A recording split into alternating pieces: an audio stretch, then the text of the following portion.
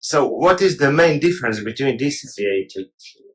I would say that size, together with the size, there are several aspects related with the optimization of space. So I think that in terms of general typologies, the two boats have many aspects in common, the same range.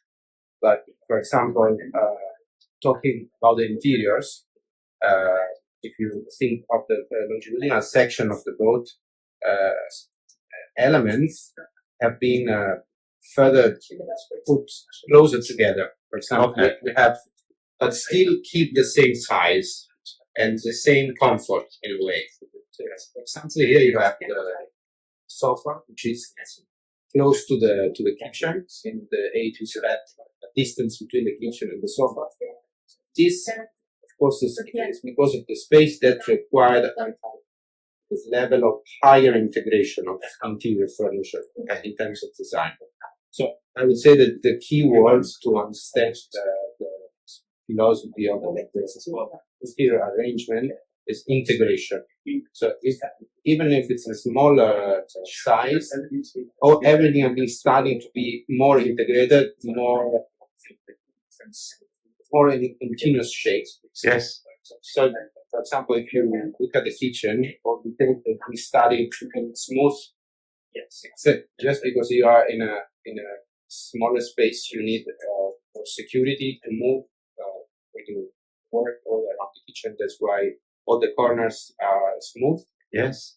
They are also chamfered. All these details speak together, and I would say that compared, for example, to the AD, very important role that is given to the wheelhouse design. And the wheelhouse is really part of the interiors. When you are on board, wheelhouse is not just an element that stands there. It's really talks to all the other elements of furniture. So, and of course, because this is a Pershing wheelhouse, it's a very important feature to offer to the clients. I would say, maybe the integration of the furniture, interior, and exterior, there is asymmetrical, and that because, of course, being a smaller range, we have to find out a solution. Turn to be even more spacious if you look at the dining side. Yeah. Did any of the sailing boat experience help you in this integration to put the small spaces together? Absolutely, yes. That's you mean sailing. Sailing boat, yeah. Yes, sailing is on the end of our firm, as you might know. Yes. And especially with speedboats, there is a lot of that knowledge that is needed. Can you just mention something that you implemented that was easy for you coming from the sailing background to Pershing? I would say that I would not really identify any, but there are lots of details that are hidden that when you come on board you don't see.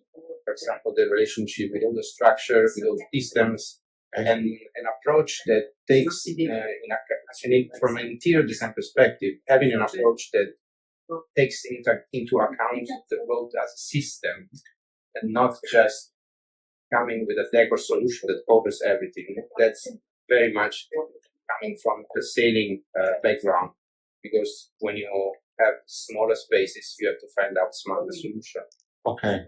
For example, I can talk about the VIP, the lower deck. Yes, please. That's say we managed to, if you look at it in front, the